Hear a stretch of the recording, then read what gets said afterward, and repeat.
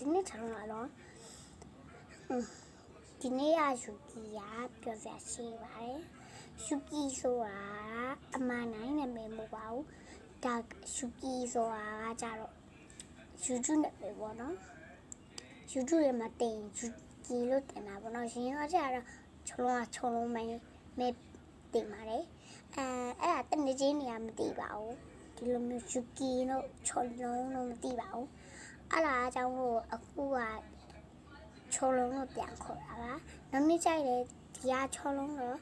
ယူကီဆိုတာ YouTube ရနာမည်လို့ဖတ်ချင်နေဆိုယူကီလို့ပဲမဖတ်တဲ့ခြုံလုံးကိုဖတ်လို့ခြုံလုံးနာမည်က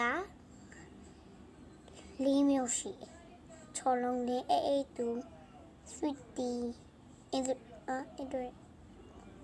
မြတ်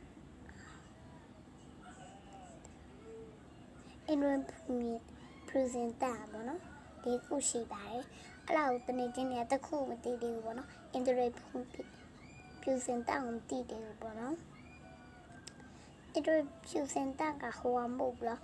ဒီဘေးနားမှာထိုင်နေတနေ့ချင်းမဟုတ်ဘူးလားခြုံလုံးမှာအဲ့ဒါကြောင့်မို့လူတွေကမသိတော့လို့ခြုံလုံးကိုအမှန်တိုင်းပဲခြုံလုံးလို့ခေါ်တာပါဘိုင်